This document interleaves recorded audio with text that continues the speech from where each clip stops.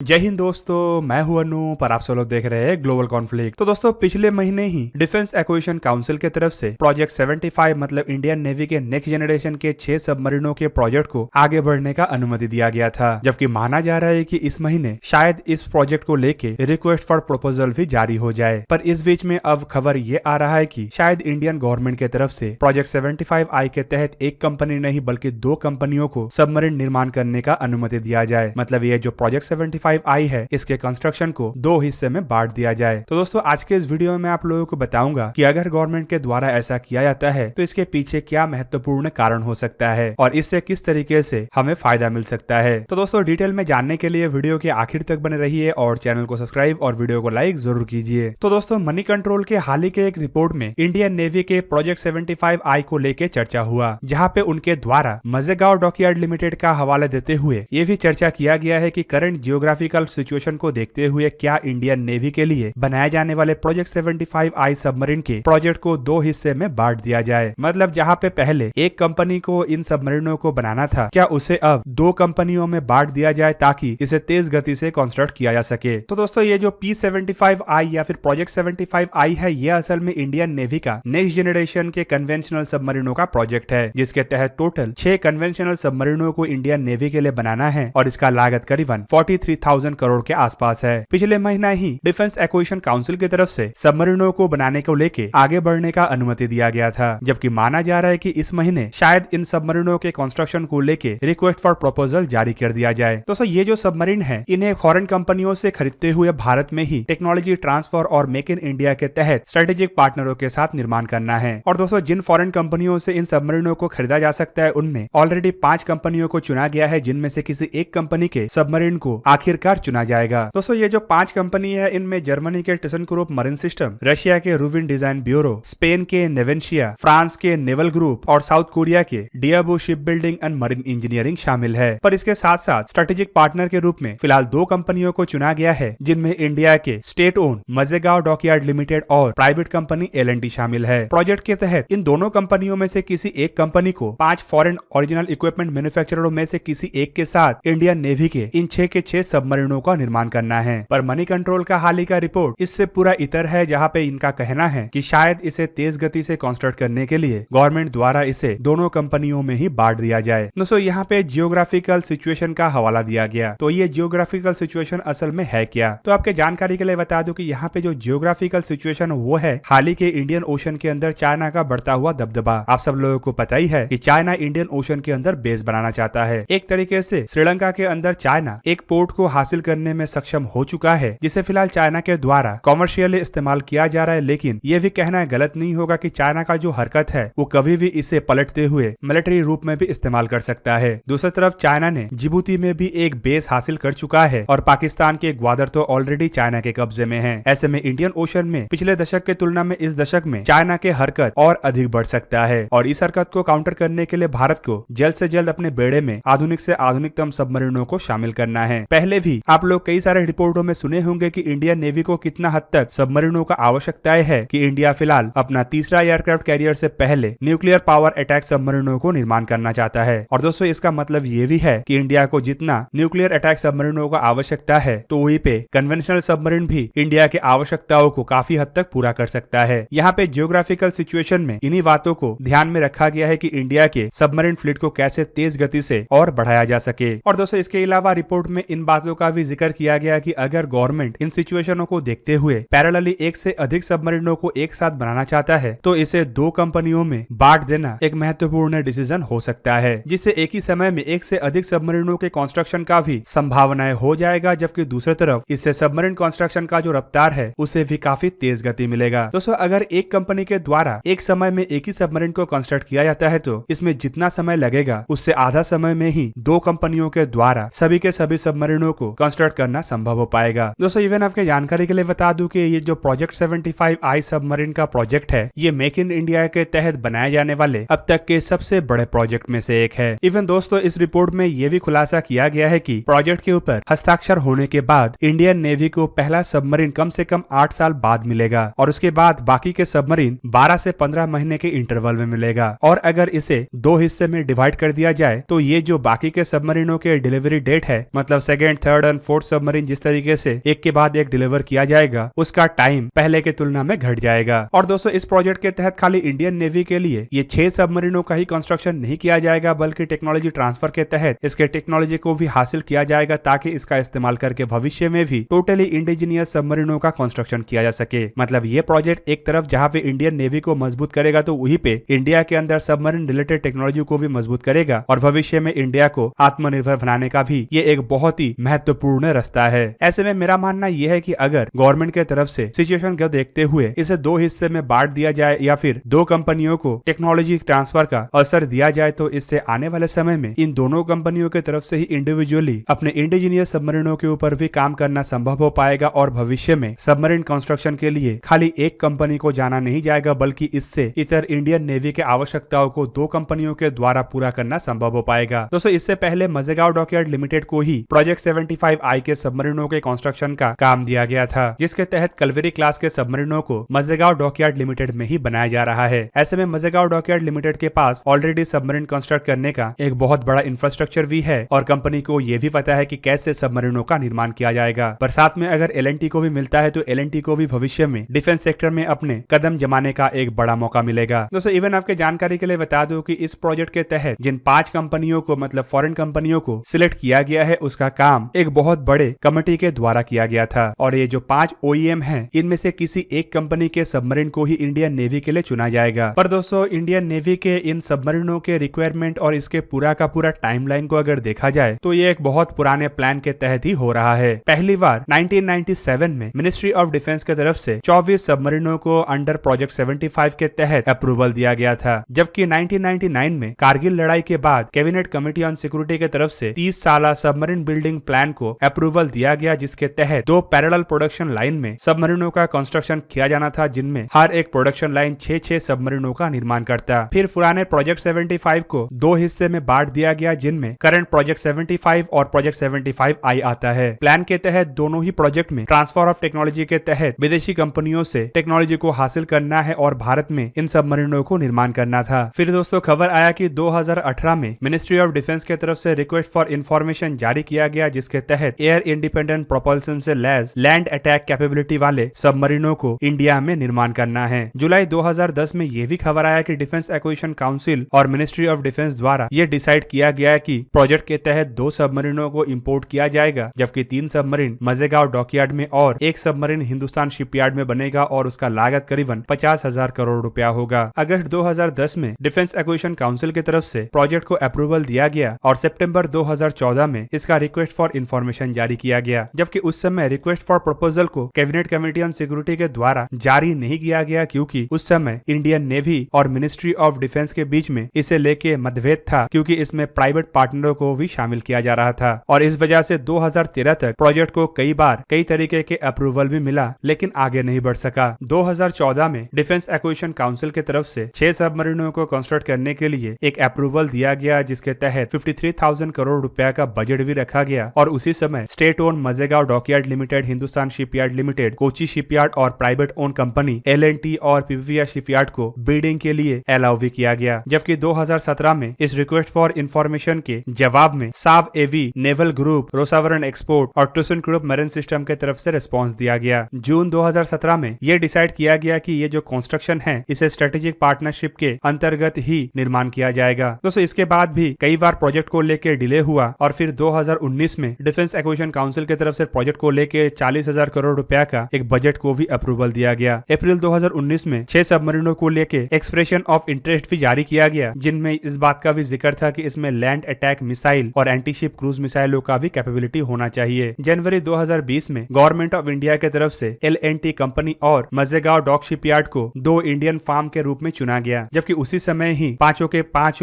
Foreign कंपनियों को भी शॉर्टलिस्ट किया गया, जिनमें से किसी एक को प्रोजेक्ट में सबमरीन कंस्ट्रक्ट करने के लिए शामिल किया जाएगा। और सबसे आखिर में मतलब इस साल 4 जून के दिन कैबिनेट कमेटी ऑन सिक्योरिटी के द्वारा रिक्वेस्ट फॉर प्रपोजल जारी किया गया और एक तरीके से प्रोजेक्ट को लेके आगे बढ़ने का संकेत भी दिया गया और तब यह भी जिक्र हुआ कि इस प्रोजेक्ट का लागत 43,000 करोड़ रुपया के आसपास होगा। तो दोस्तों ये था आज का वीडियो। अगर आपको वीडियो अच्छा लगा तो लाइक कीजिए और मेरे चैनल को सब्सक्राइब कीजिए और साथ में बना हुआ बेल आइकन को भी प्रेस कर दीजिए ताकि आप मेरा वीडियो देख पाए सबसे पहले। जय हिंद।